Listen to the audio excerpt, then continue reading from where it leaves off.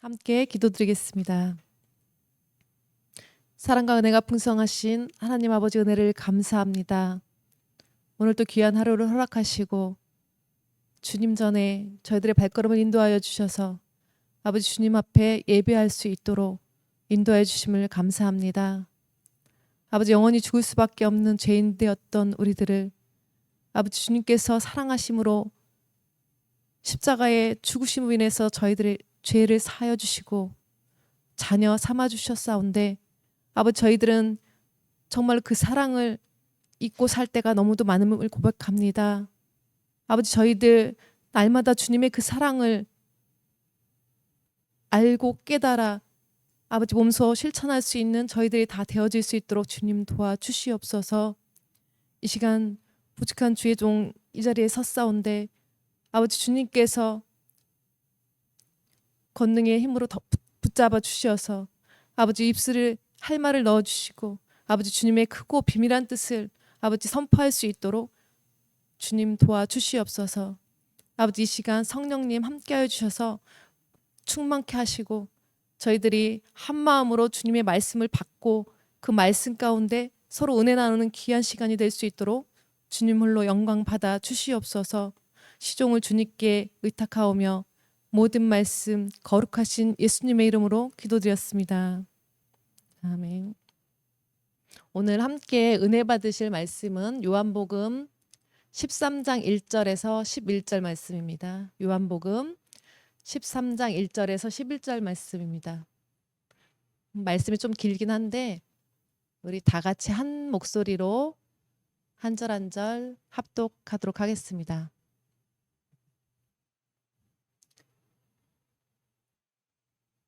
유월절 전에 예수께서 자기가 세상을 떠나 아버지께로 돌아가실 때가 이른 줄 아시고 세상에 있는 자기 사람들을 사랑하시되 끝까지 사랑하시니라.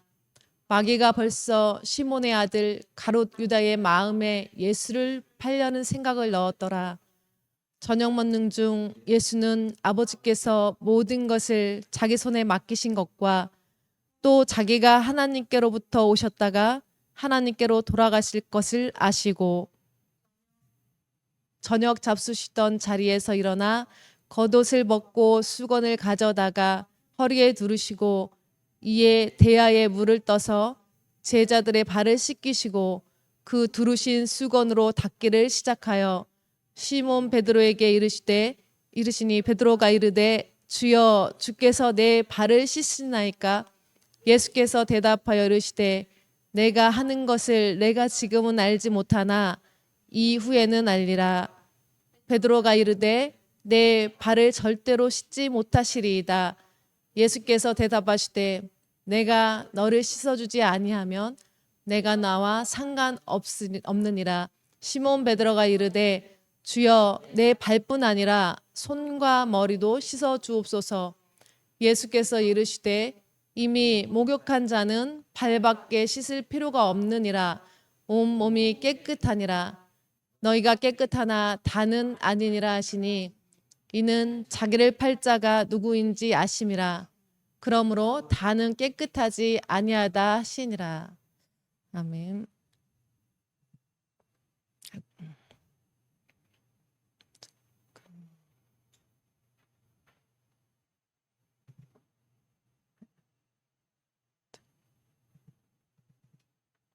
오늘 이제 읽은 본문 말씀은 예수님께서 유월절 전에 제자들과 함께 모여서 그 식사 중에 일어난 사건으로 세족식을 하는 모습을 우리가 읽은 본문 말씀을 통해서 알 수가 있습니다. 1절에 보니까 유월절 전에라고 시작하는데 유월절은 이스라엘 최고의 명절입니다. 유월절이 곧 다가옵니다. 그 유월절이 다가온다는 것은 예수님이 죽임을 당할 때 십자가 못 박혀 죽으실 그때를 말합니다. 이제 그때가 임박했어요. 예수님께서 자기가 세상을 떠나 아버지께로 돌아가실 때가 이른 줄 아셨다 그러셨어요. 때가 이른 줄 아시고 그때는 예수님만 아시는 그때입니다.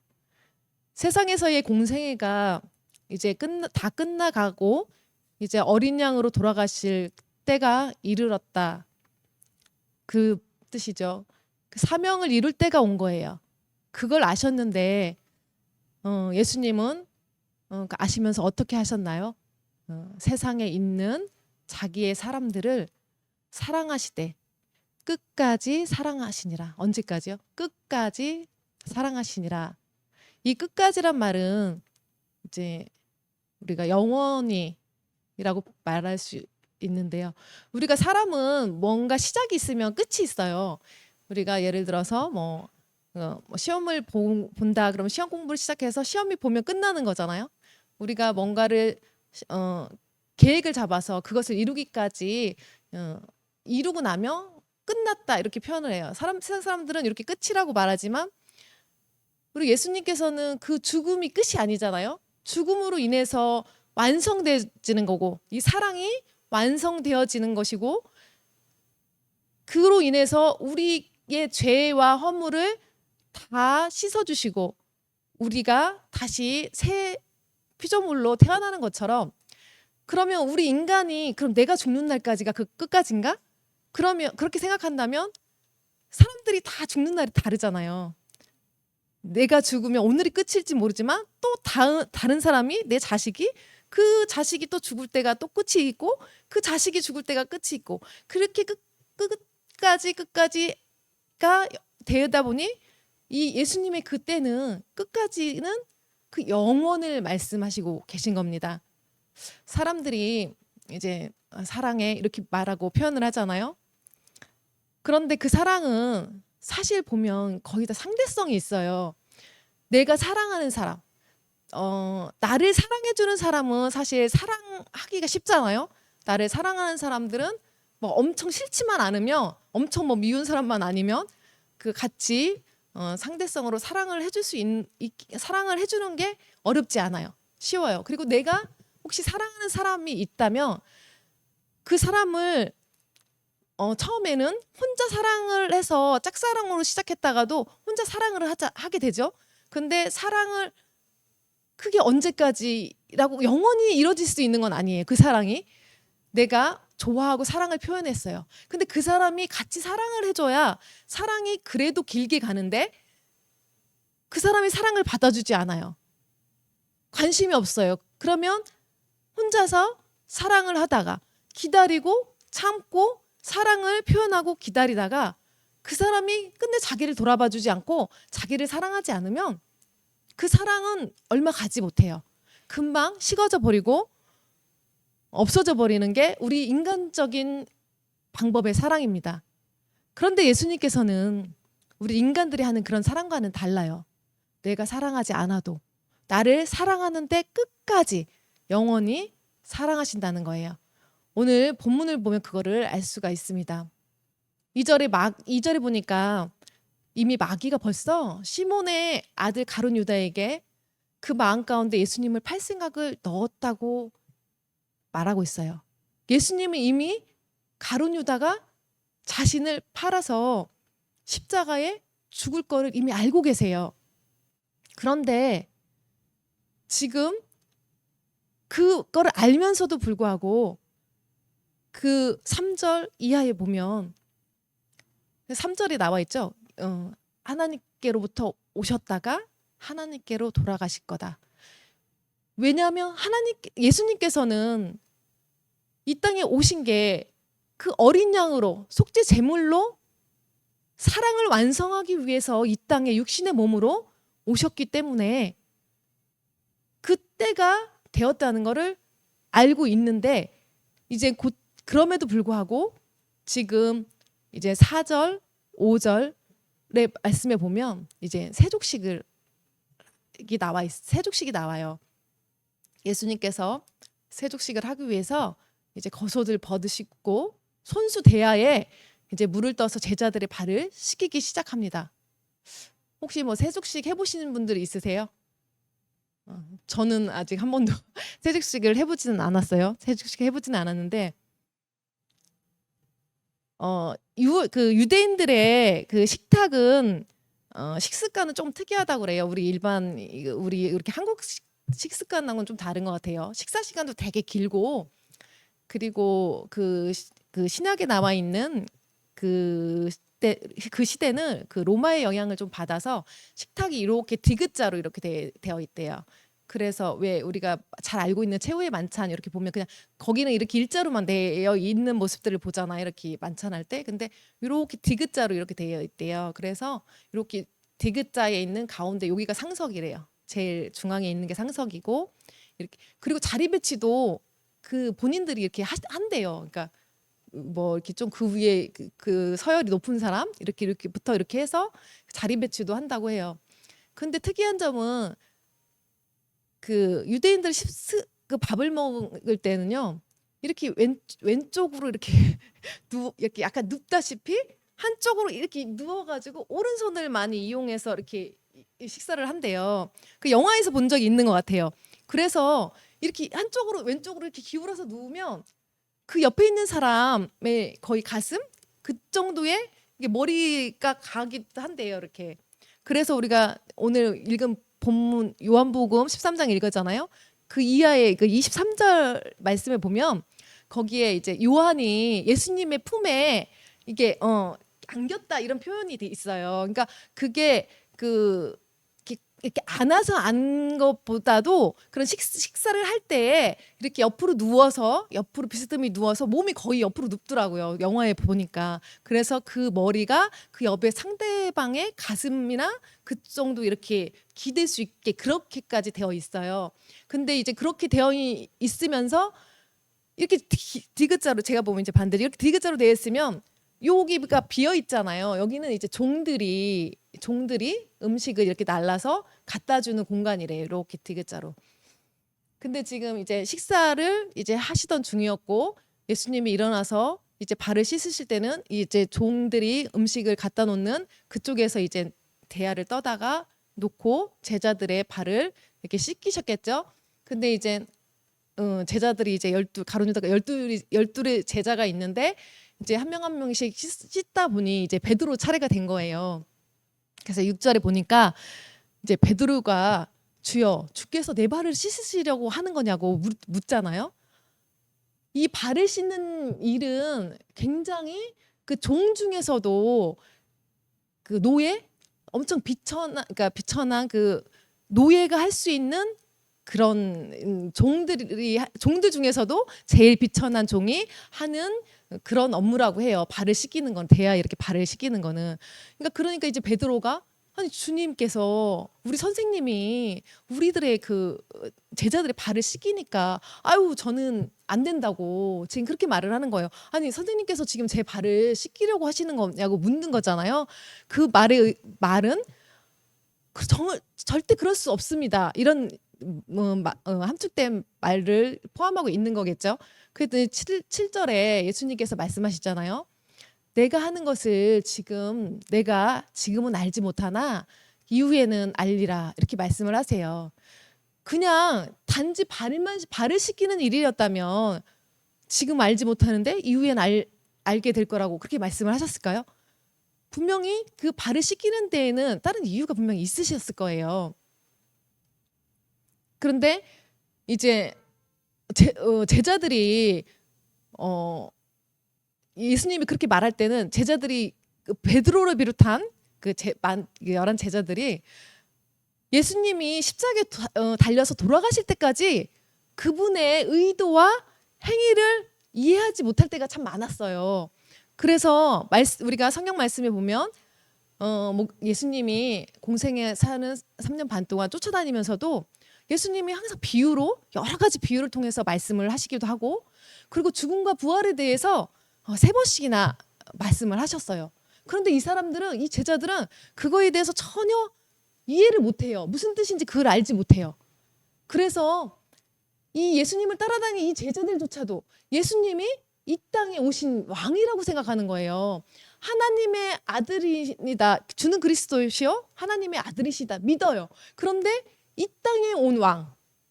우리가 예전에 이제 왕들이 있었잖아요. 그런 왕처럼 이 땅을 다스릴 왕으로 생각하는 거예요. 그래서 그 우리의 영혼의 그러니까 죽고 부활하셔서 그 아버지가 그 영혼 가운데 우리를 살리시는 이런 거에 대해서는 전혀 감을 잡지 못하는 상황인 거죠. 그러니까 이 땅에서 왕이 될 거라고만 생각했기 때문에 우리가 성경에서도 잘 아시다시피 그 세베대의 아들 야고보와 요한의 어머니가 그렇게 말하잖아요.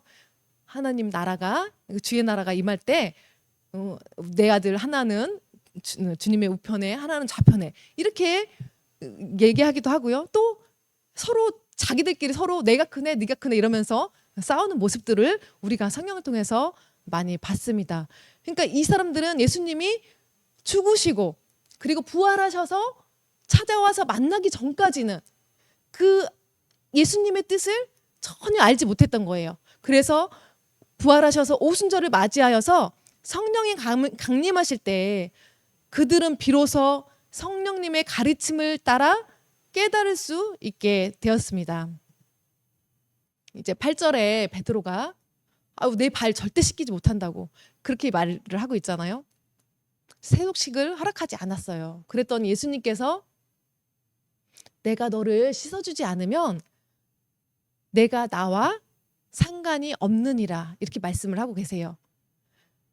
이 내가 나와 상관이 없느니라 이 말을 어떻게 표현하냐면 너는 나와 몫을 가지지 못한다라는 의미래요. 그래서 헬라어로 그 몫이라는 상관이란 그 말이 헬라어로 메로스라고 하는데 그거를 부분, 목, 일부, 기업. 그러니까 한마디로 기업을 나누지 못한다 이렇게 알아듣는 거예요. 지금 베드로가. 이 사람들은 이 제자들은 이제 그 속뜻을 못 알아듣는다고 했잖아요. 그러니까 겉으로만 그러면은 내가 예수님한테 기업을 못 받는데 나 상속 못 받는데 이런 뜻으로 알아들은 거예요. 그래서 9절에 뭐라 그래요? 베드로가 그러면 주님 내 발뿐 아니라 손과 머리도 다 씻겨달래. 그냥 목욕을 씻겨달라는 거예요. 그렇게 그냥 정말로 인간적인 생각으로 그렇게 받아서 말을 하고 있습니다. 그랬더니 예수님께서 10절에 이미 목욕한 자는 발밖에 씻을 필요가 없느니라. 온몸이 깨끗하니라. 너희가 깨끗하나 다는 아니니라 하시니 그 다는 아니라고 말하는 거는 지금 이제 팔자 가룟 유다를 두고 말씀을 하시는 거고요. 그리고 이미 목욕한 자들이라고 말했잖아요. 이제 발밖에 씻을 게 없다고 말씀을 하시잖아요. 이미 침례를 받아서 이미 세례를 받아서 우리가 침례 받으면 그 옛사람이 죽고 새 사람으로 거듭나서 이제 새로운 피조물이 되는 거잖아요. 이제 물론 이때는 예수님이 십자가에 죽으심이 없으셨지만 이미 세례를 받았기 때문에 이미 깨끗해졌고 이제 발만 씻으면 된다 이렇게 말씀을 하시는 거예요. 이제 가룟 유다 지금 다는 아니라고 말씀하신 게 지금 가룟 유다를 두고 말씀을 하셨던 거고요. 예수님께서 유월절 전에 성찬식과 세족식을 한 이유가 분명히 있지 않겠습니까? 성찬식은 떡과 포도주를 나누면서 이 떡은 나의 살이요 이 포도주는 나의 피라 이렇게 말씀을 하시고 함께 나눴단 말이에요. 그러니까 이 살과 피를 나눔으로 인해서 이젠 우리는 한 몸이 되었다는 것을 말씀해 주기 위한 그 예표입니다. 그런데 지금 이제 가룟 유다가 팔 것도 이미 아셨고 그랬는데 예수님께서 가룟 유다의 발은 안 씻겨주셨나요? 그게 성경에 나와 있지 않으니까 씻겨주셨을 거예요 아마. 12제자를 다 씻기셨을 거예요 아마. 가룟 유다도 아마 발을 씻겼을 거예요.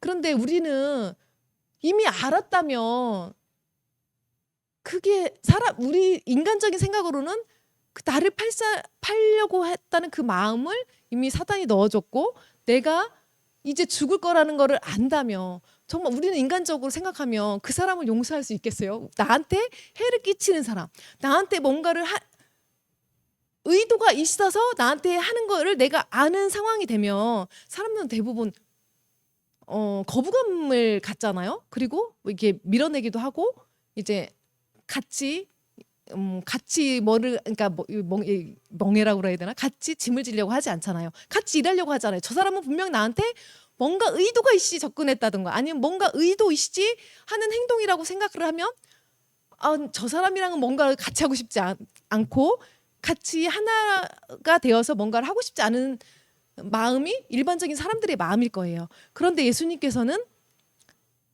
가룟 유다의 발도 씻기셨을 테고 그를 긍휼한 마음으로 보셨을 거예요. 보셨어요. 발을 씻어줌으로 인해서 끝까지 사랑하시고 그의 죄를 씻어주시고자 하는 마음을 아마 예수님께서 가지셨을 거예요.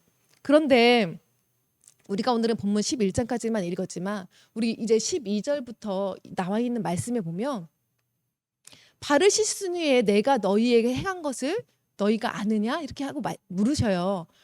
내가 왜 발을 씻겼는지 아느냐고 물으시는 거잖아요. 그런데 발을 씻긴 이유에 대해서는 예수님이 언급하지 않으셨어요. 전혀 말씀이 없으셨어요. 왜요? 감춰둔 거예요. 구체적으로 말씀해 주지 않으시고 그 뜻을 감추어 놓으신 거예요. 그러면서 내가 너희의 발을 씻었으니 너희도 서로의 발을 씻어주는 것이 옳으니라 그렇게 말씀을 하시면서 내가 너희에게 행한 것 같이 너희도 행하게 하려 하여서 내가 본을 보여주셨다고 말하고 있어요. 그러면서 너희가 이것을 알고 행하면 복이 있으리라. 예수님께서 제자들에게 단지 서로 네가 네 발을 씻기고 서로가 발을 씻기면 씻겨주면 그냥 복이 있다는 그런 말은 아니겠죠. 세족식에 예수님이 제자들의 발을 씻기신 것은 그냥 선생님으로서 제자들에게 겸손히 섬김을 표현하기 위해서 섬겼다고 보여주기 위한 것이 아니라는 거예요. 제자들의 죄를 씻으신 거예요. 유대인들은 그러니까 요즘 우리가 말하는 쪼리라는 신발 아시죠? 발가락 이렇게 끼우고 신는 신발 있잖아요. 그런 쪼리 같은 그런 신발들을 신고 다녔는데 이제 그 신발을 신고 이제 돌아다니면 그 발에 아마 먼지가 이렇게 많이 묻었겠죠. 근데 지금 여기에서 이제 발을 씻겼다는 그 의미를 보면 우리가 가지고 있는 그 죄를 씻었다는 거예요. 세상의 먼지, 날마다 발에 묻어오는 세상의 먼지 같은 죄, 자범죄, 우리가 스스로 지은 그 죄를 말씀하는 거예요. 그래서 아까 말씀하셨던 것처럼 이미 씻어서 깨끗해졌지만 이제 씻을 거는 발밖에 없다고 말씀하신 것처럼 제가 이 죄를 씻었다고 그래서 아니 우리한테도 그러면은 형제끼리 발을 씻어주면 우리가 죄를 그럼 사하여 줄 수 있는 건가? 그런 마음을 먹을 수 있어요. 근데 우리에게 이제 오늘 마태복음 6장 9절에서 13절 말씀은 우리가 잘 알고 있는 주기도문이에요. 우리 마태복음 6장 9절에서 13절까지 우리 함께 한번 읽어보도록 하겠습니다. 그러므로 너희는 이렇게 기도하라. 하늘에 계신 우리 아버지여 이름이 거룩히 여김을 받으시오며 나라가 임하시오며 뜻이 하늘에서 이루어진 것 같이 땅에서도 이루어지이다. 오늘 우리에게 일용할 양식을 주시옵고 우리가 우리에게 죄 지은 자를 사하여 준 것 같이 우리 죄를 사하여 주시옵고 우리를 시험에 들게 하지 마시옵고 다만 악에서 구하시옵소서. 나라와 권세와 영광이 아버지께 영원히 있사옵나이다. 아멘. 우리가 예배 때마다 하는 주기도문이잖아요. 주기도문을 가르쳐 주셨어요. 너희는 이렇게 기도하라.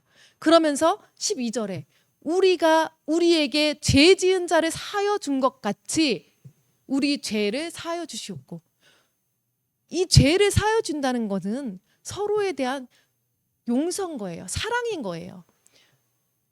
지금 읽은 13절 이하 14, 15절에 보면 너희가 사람의 잘못을 용서하면 너희 하늘 아버지께서도 너희 잘못을 용서하시려니와 너희가 사람의 잘못을 용서하지 아니하면 너희 아버지께서도 너희 잘못을 용서하지 아니하시리라. 죄를 사하여 주는 것은 용서하는 거예요. 용서하는 게 뭐 쉬운 일인가요? 나한테 뭔가 잘못한 사람들을 사실은 용서하기가 쉽지 않잖아요. 저는 성경에 나온 인물 중에 이 요셉이 생각났습니다. 제가 요셉이 나오는 창세기를 항상 읽을 때마다 제가 이제 어렸을 때부터도 지금도 마찬가지고요. 형제들한테 노예로 팔린 거잖아요. 그러니까 남도 아니고 형제한테 그냥 아버지가 더 사랑한다는 이유로 아버지가 그 채색 옷을 입히고 더욱더 사랑했다 그랬잖아요. 그래서 그 형제들이 한테 미움을 샀어요. 그랬는데 또 거기다 또 꿈얘기도 막 하잖아요. 왜 형들이 나를 섬길 것처럼 막 이렇게 꿈얘기를 해서 더욱더 미워하고 시기하고 질투해서 나중에는 이제 애굽의 종으로 팔잖아요. 노예로. 그런데 요셉이 노예로 팔려서 애굽에 가서 그 바로 왕의 시위대장, 친위대장인 그 보디발의 집에 가서 거기서 종으로 살다가 또 그 보디발의 아내로부터 유혹을 당했는데 그 유혹을 뿌리쳤다는 이유로 또 누명을 써서 또 감옥에 갇혀요. 그 감옥 옥살이를 하다가 이제 결국에는 애굽의 총리가 됐지만 그 노예로 팔려서 그 애굽 땅 타지에서 객지에서 그 노예로 살면서 감옥에 살면서 어떤 마음이었을까? 자기 형제들한테 어떤 마음을 가졌을까? 그런데 물론 요셉은 하나님을 경외하는 사람이었고 본인이 꿈에 대한 확신이 있었기 때문에 물론 소망이 있었을 거예요. 하나님께서 분명히 소망을 주셨다고 생각을 했을 수도 있어요. 그런데 그러니까 꿈을 해석해서 애굽의 총리가 되기까지는 그런 어려운 시간을 겪었단 말이에요. 그래서 총리가 되었을 때 형제들이 이제 가나안에 흉년이 들어서 요셉한테 이제 곡식을 사러 오게 되잖아요. 그런데 저는 이제 그 만나는 장면에서 항상 요셉이 이제 형들을 처음에는 모른 채 하잖아요. 그러면서 그 뒤에 가서 우는 그 모습을 보고 진짜 얼마나 그 마음이 격분했을까. 어떤 마음들이 여러 가지 마음들이 참 교차했겠다. 자기를 판 그 형제에 대한 물론 원망과 미움과 막 여러 가지 마음이 있었겠지만 또 결국에는 그게 하나님께서 계획하신 거고 또 지금 애굽의 총리로 인해서 이제 지내고 있고 또한 그 자기 아버지의 고향 가나안에 또 모든 나라들이 흉년으로 인해서 어려움을 당할 때 그거를 또 피할 수 있는 하나님께서 꿈을 주셨잖아요. 그런 거를 겪고 그 형님들한테 자기인 것을 말하지 못하고 뒤에 가서 꼭 울 때 그 마음 그리고 이제 나중에는 본인이 이제 요셉인 거를 밝히게 되잖아요. 그래서 거기에 이제 창세기에 보면 요셉이 본인인 거를 밝힐 때 그렇게 말을 하잖아요. 나를 판 거에 대해서 걱정하지 마라. 그거를 이제 근심하지 마라. 이미 이제 하나님께서 이미 계획하셨던 거다 이렇게 말씀을 하면서 그렇게 얘기를 해서 그 형제들을 용서하는 모습을 우리가 볼 수 있습니다. 그런데 우리는 나한테 조금만 서운한 거를 하면 용서할 수가 없어. 용서가 안 돼. 막 이런 말들 하잖아요. 이해가 안 돼. 저 사람 왜 저러는지. 그럼 나한테 왜 저러는 거예요 도대체. 그러면서 막 그 사람을 용서가 안 된다고 막 이렇게 얘기를 해요. 그런데 하나님께서는 용서하시래요. 그 사람들을 죄를 사해주고 그래야 우리 죄를 사하신다고 말씀을 하시고 그리고 사랑하라고 말씀을 하세요. 원수를 사랑하라. 그냥 나한테 이유 없이 잘하거나 아니면 그냥 잘하지는 않아도 가만히 있는 사람들은 다 사랑하기는 쉬워요. 누구나.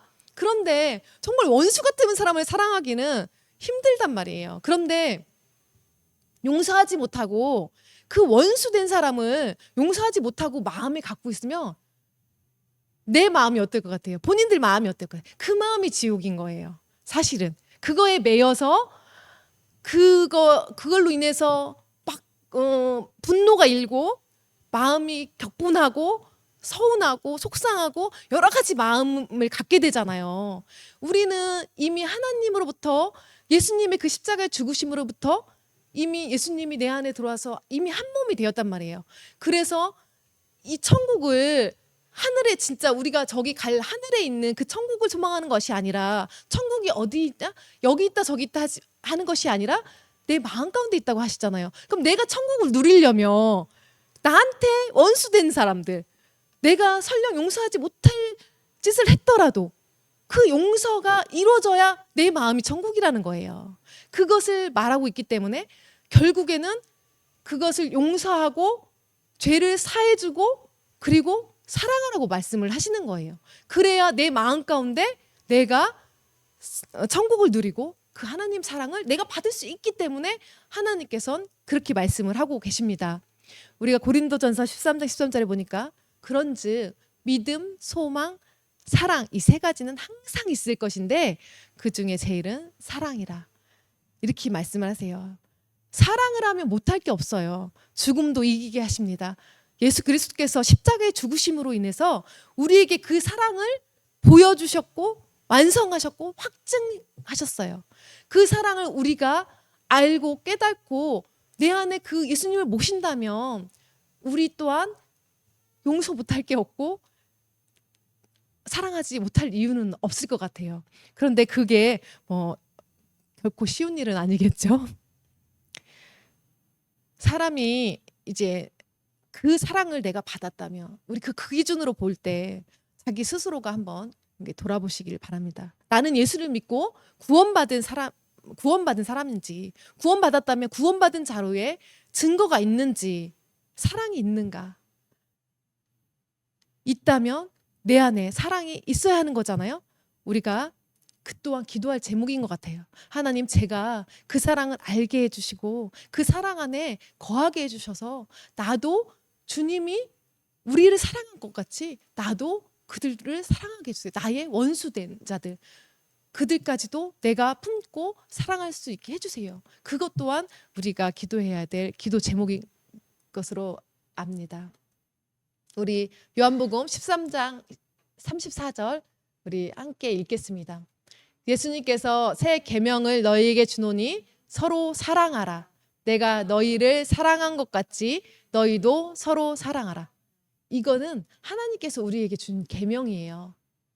그래서 우리가 할 수는 없지만, 내가 할 수는 없지만 하나님께서 주심으로 인해서, 하나님께서 내 안에 들어오심으로 인해서 사랑을 할 수 있는 것입니다.